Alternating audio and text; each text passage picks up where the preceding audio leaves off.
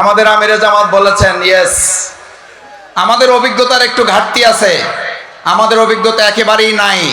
সেটা হলো চাঁদাবাজিতে আমাদের অভিজ্ঞতা নাই, সিন্ডিকেটে আমাদের অভিজ্ঞতা নাই, নিজ দলের মধ্যে লোকদের খুনাখুনি করে নিজ ভাইকে হত্যা করার অভিজ্ঞতা নাই।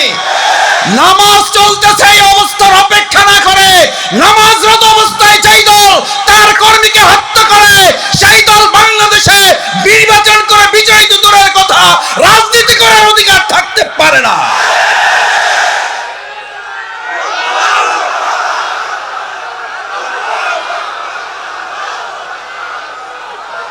নামাজ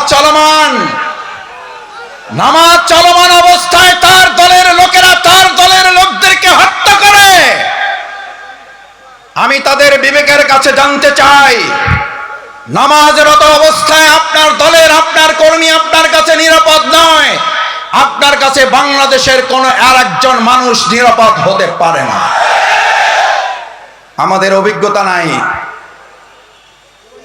প্রধান অতিথি, পদপ্রার্থী, সংসদ সদস্য প্রার্থী, বিশেষ অতিথি বক্তব্য রাখবেন, সেজন্য আমি কথা লম্বা করতে চাই না। আমাদের অভিজ্ঞতার ঘাটতি আছে, কিন্তু আলহামদুলিল্লাহ আল্লাহর মেহেরবানি আমাদের দুজন মন্ত্রী 3টা মন্ত্রণালয় চালিয়েছেন। আমরাও তো একটা টেস্ট করেছি, মাত্র রিহার্সাল দিয়েছি মাত্র। এই রিহার্সালে 2 জন মন্ত্রী 3টা মন্ত্রণালয় চালিয়ে ঘোষণা করেছিলেন 2 টাকার দুর্নীতি প্রমাণ করতে পারলে জামাত ইসলামীর সাধারণ সহযোগী সদস্য পদ থেকে অব্যাহতি নেব। আমি তাদের কাছে জানতে চাই, আমাদের এই 3টা মন্ত্রণালয় পরিচালনার অভিজ্ঞতা গোটা পৃথিবীর কাছে সমাদৃত হয়ে আজ বিশ্ববাসী কূটনীতিকরা জামাত ইসলামের পাশে এসে দাঁড়িয়ে আহ্বান জানিয়েছে, জামাত ইসলামীকে বাংলাদেশে তারা কাজ করতে আগ্রহ প্রকাশ করেছে।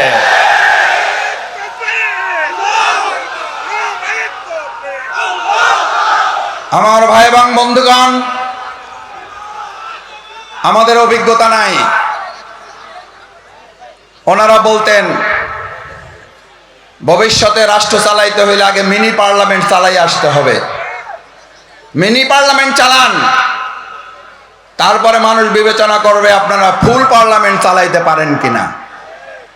মিনি পার্লামেন্ট ঢাকা বিশ্ববিদ্যালয় সংসদ, মিনি পার্লামেন্ট চট্টগ্রাম বিশ্ববিদ্যালয় ছাত্র সংসদ, মিনি পার্লামেন্ট রাজশাহী বিশ্ববিদ্যালয় ছাত্র সংসদ, মিনি পার্লামেন্ট জাহাঙ্গীরনগর বিশ্ববিদ্যালয় ছাত্র সংসদ। আজ তাদের কথা দিয়ে তাদেরকে জিজ্ঞেস করতে চাই, মিনি পার্লামেন্ট যখন হয় তখন আপনারা বলেছিলেন ওখানে তো আমাদের ছাড়া কাকে ভোট দেবে, দেওয়ার তো কেউ নাই।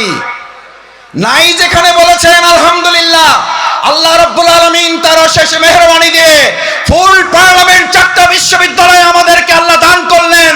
শুধু দানই করেন নাই, বাংলাদেশে মডেল বিশ্ববিদ্যালয় পরিচালনার ছাত্র সংসদ ছাত্র শিবির উপস্থাপন করে দেখিয়েছে বাংলাদেশ জামাত ইসলামী ভবিষ্যতে মডেল বাংলাদেশ উপহার দিতে পারবে।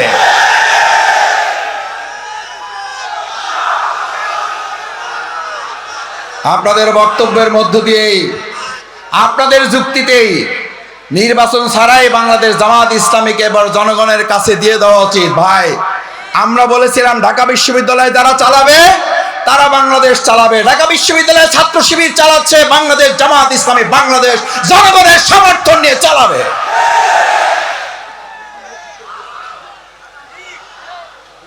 আমরা শুনলাম ওই জামাত ইসলামী হুজুর, ওনাদের টুপি আছে, দাড়ি আছে, ওনাদের জানাজায় ভালো মানায়, মিলাদ শরীফে ভালো মানায়, নবজাতকের কানে আজান দেওয়া ভালো মানায়।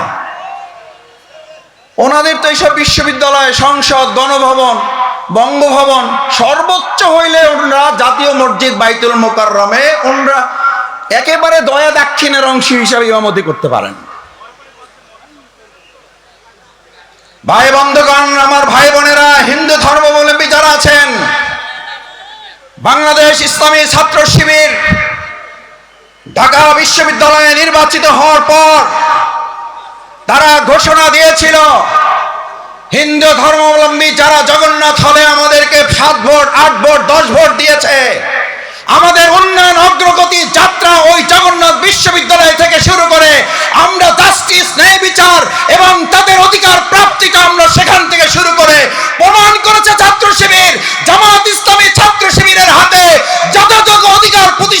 সম্ভব।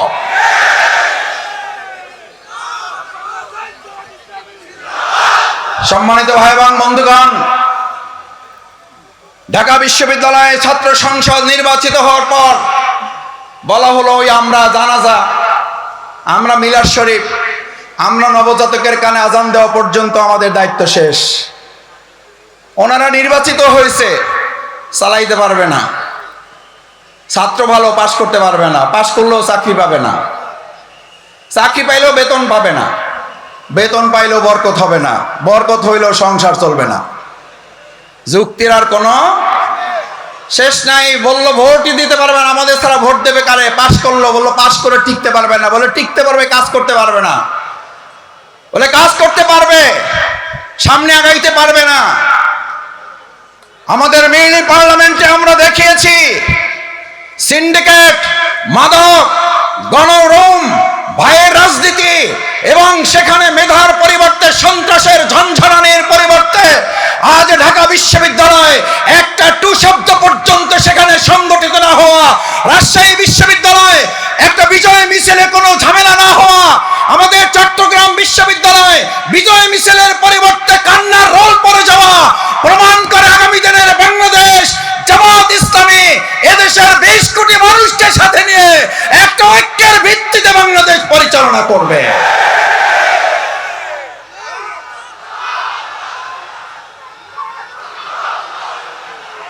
ঢাকা বিশ্ববিদ্যালয়ের বিজয়ের পর ঢাকা বিশ্ববিদ্যালয়ে মিছিল হয়েছে, চট্টগ্রামে হয়েছে, রাজশাহী বিশ্ববিদ্যালয়ে হয়েছে, হয় নাই? হয়েছে তাহাজ্জুদ নামাজ, হয়েছে হাত তুলে আল্লাহর কাছে চোখের পানি দিয়ে, মসজিদের স্টেটমেন্টগুলো ভিজিয়ে দিয়ে আল্লাহর কাছে আমরা বলেছিলাম, আল্লাহ যে বিজয় আপনি দিয়েছেন এই বিজয়ের মর্যাদা রক্ষা করার জন্য আমাদের যে দায়িত্বগুলো রয়েছে সেই দায়িত্ব যেন পালন করতে পারি।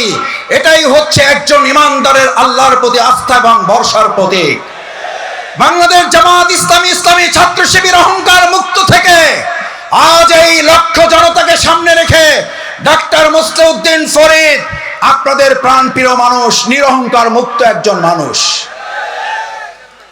আমি তাকে আজ নয়, আমি ছাত্র সংগঠনে থাকা অবস্থায় তিনি দেশের বাইরে, তখনকার সময় থেকে আমি তার দোয়া এবং স্নেহ পাওয়ার শুরু করেছি। আমি তখন থেকে তাকে জানি। আজকে একটা কথা বলি ওনার সম্পর্কে, আল্লাহ মাফ করুন যেন বাড়াবাড়ি না হয়। যদি আপনারা ওনাকে এখানে এখনো কোনো সন্দেহের তালিকায় রাখেন, প্রয়োজন আমি বাউফলবাসীর সাথে আলাপ করব, আমি বাউফলে নিয়ে যাব, আমি বাউফলে নিয়ে ওনাকে এমপি বানাই আপনাদের কাছে দেব।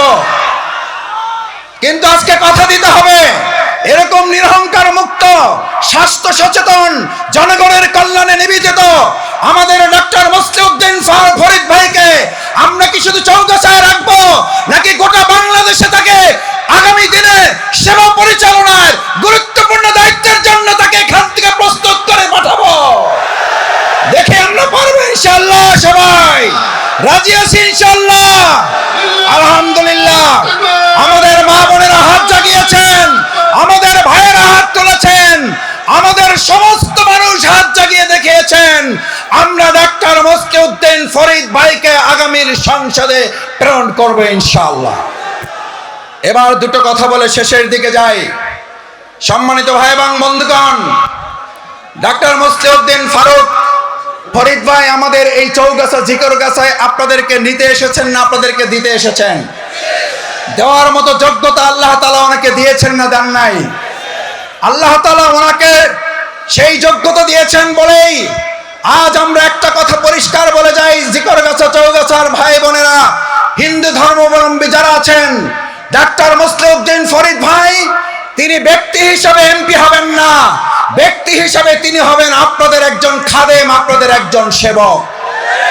আজ যারা 5 মাস আপনাদের পিছনে ঘুরছে, আপনাদের দাঁড়ে দাঁড়ে গিয়ে অনুনয় বিনয় করছে, অন্যায়ভাবে টাকা বিছাচ্ছে, অন্যায়ভাবে ক্ষমতা প্রয়োগ করছে, এই 5 মাস আপনাদের কাছে ঘুরে আগামী 5 বছর আপনাদেরকে তাদের পিছনে ঘোরাতে বাধ্য করবে।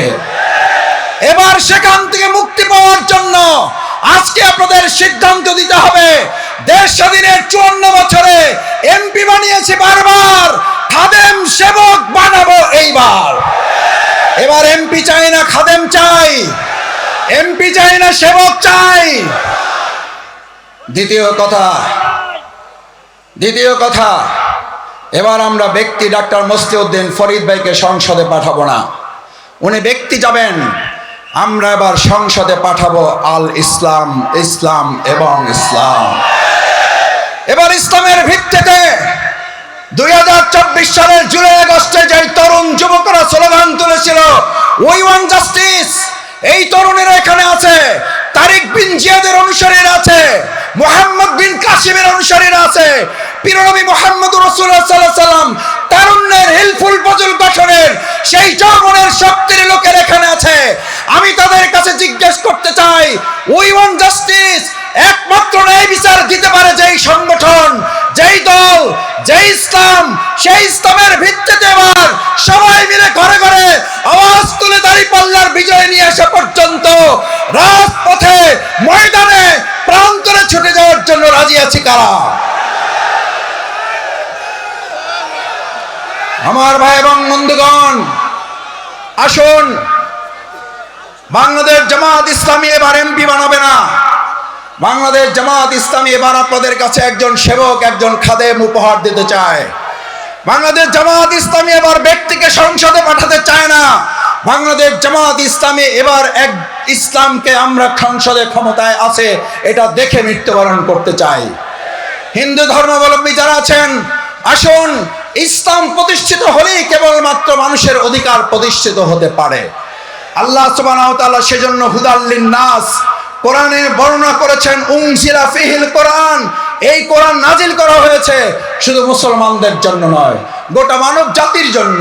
তাই আসুন, আজ মা বোনের এখানে যারা এসেছেন, সুমাইয়া রাদিয়াল্লাহু তাআলা প্রথম শাহাদাত বরণ করে আমাদের কাছে নজির রেখে গেছেন। আমাদের ভাইদের পাশাপাশি রাসূল সাল্লাল্লাহু আলাইহি সাল্লামের সেই তলোয়ারের যুদ্ধে, সেই তীর ধনুকের যুদ্ধে তারা যেমন পানি নিয়ে পাশে দাঁড়াতো, চিকিৎসা সামগ্রী নিয়ে পাশে দাঁড়াতো, আজ আমাদের মা বোনেরাও এখানে পাশে এসে দাঁড়িয়েছেন। এই বিজয় আল্লাহ ছাড়া কেউ ঠেকাতে পারবেন না। সেই আহ্বান জানিয়ে কাঁধে কাঁধ মিলিয়ে আমরা জিকরগাছা এবং এখানকার সমস্ত অঞ্চলের মানুষদেরকে একত্রিত করে ঐক্যবদ্ধ একটা জিকরগাছা করে তোলার, চৌগাছা করে তোলার আহ্বান জানিয়ে আমার কথা শেষ করছি। আল্লাহ হাফেজ। বাংলাদেশ জিন্দাবাদ, বাংলাদেশ জামাত ইসলামী জিন্দাবাদ। আসসালামু আলাইকুম ওয়া রাহমাতুল্লাহ।